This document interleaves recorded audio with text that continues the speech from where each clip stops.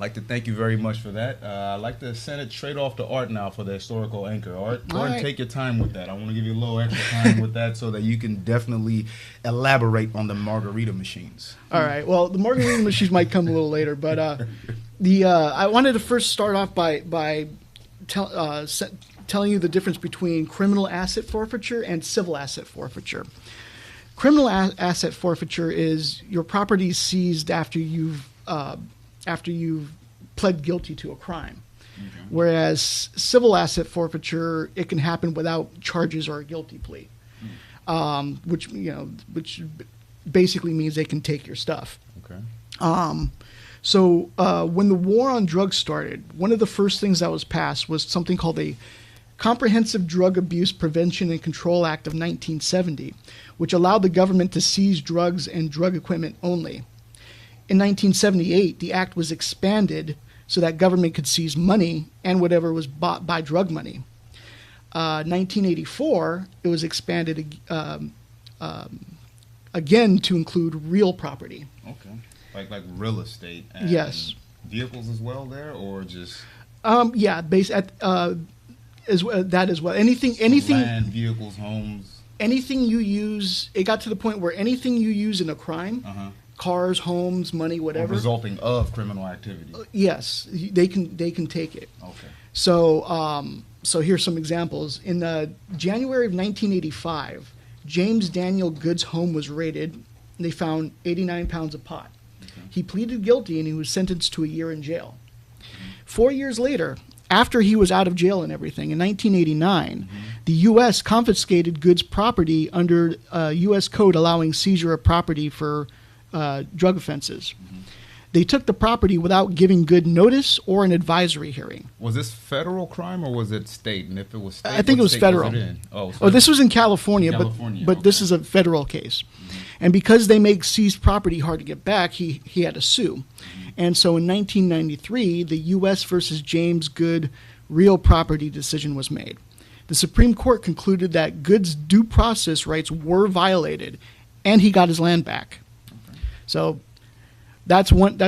And then another one, a man was caught doing stuff with a prostitute in his car. And so police took the car once they caught him, of course. The man's wife, Tina B. Bennis, who was joint owner of the car, sued to get the car back using something called the innocent owner defense, which is basically because she was not part of that crime and she does own that vehicle partially.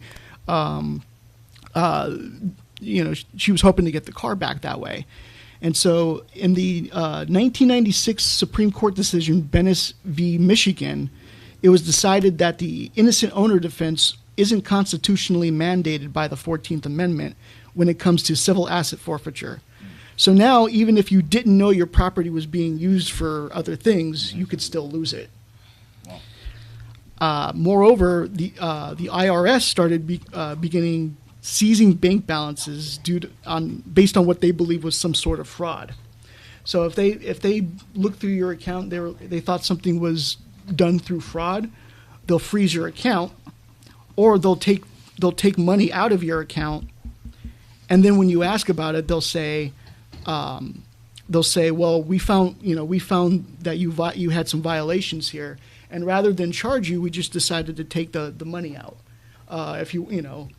It was either that or get charged. So of course they just decided to let the money go.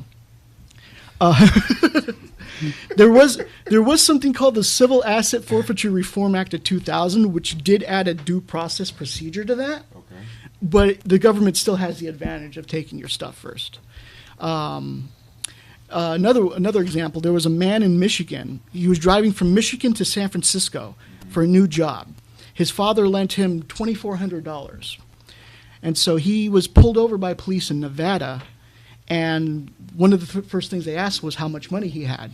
He was honest. He told how much money he had, what it was for. But the officer then accused him of going to California to buy drugs, confiscated the money. Yeah.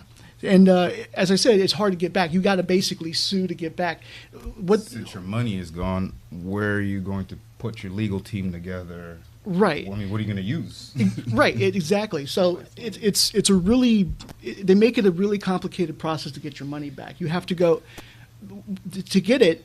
You have to go to court and you have to defend your property. The burden of proof becomes on you. Yes. Yes. It turns it on its head. The innocent until proven guilty thing. And then. Guilty until proven innocent.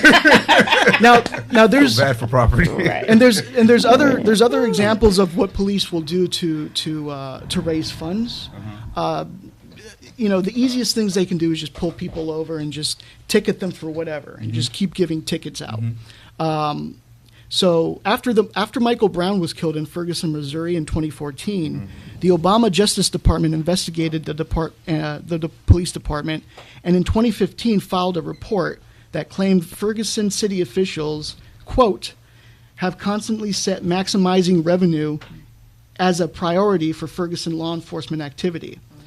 I have a couple more quotes here.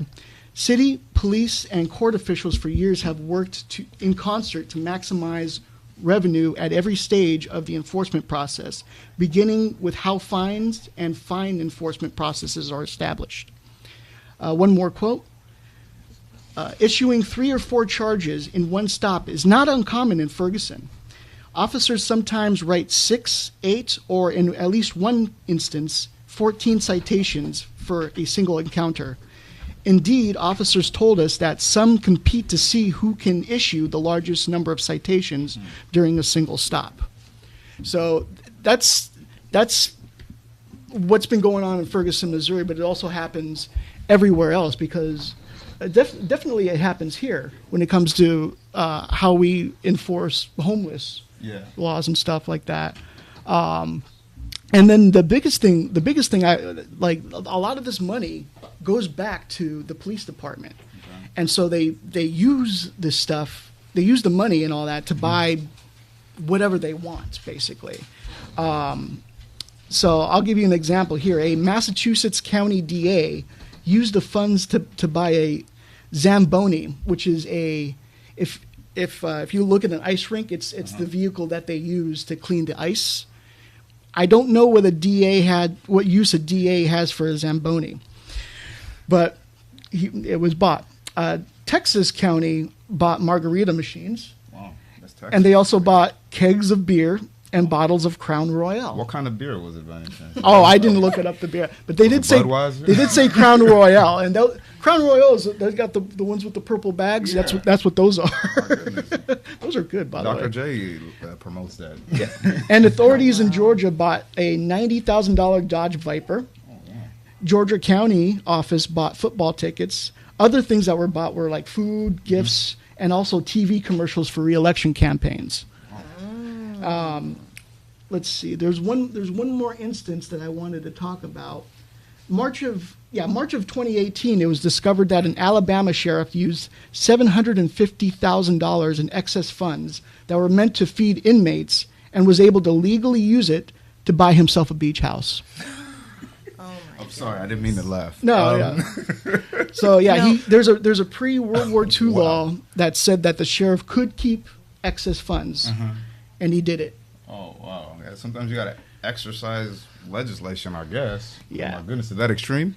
Now, forfeiture and stuff that's been seized, is this necessarily something that they report to the government as far as taxes, or? I'm sure they report it. Yeah, I'm sure it's reported, and then a lot do they still have the say in which how much they report? I'm sure about that. Yeah, okay. I'm sure of that.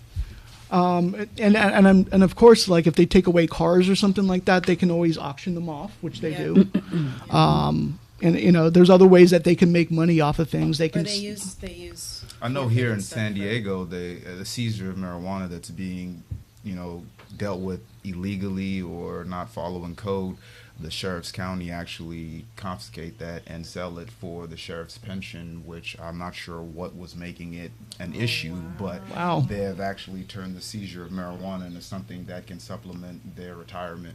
Now, whether that's good or bad, I mean, I am not the one to judge on that, nor do I want to weigh in an opinion on it, because I don't know too much more information about exactly what's going on. But that's just what's happening. But if a lot of people are color. So they have a license to sell? Yes, they do. We'll cover that more after the commercials. Yeah. I want to leave them on another. Wow. I got Tasha and I got to drop some tea on that. What? So sandwich.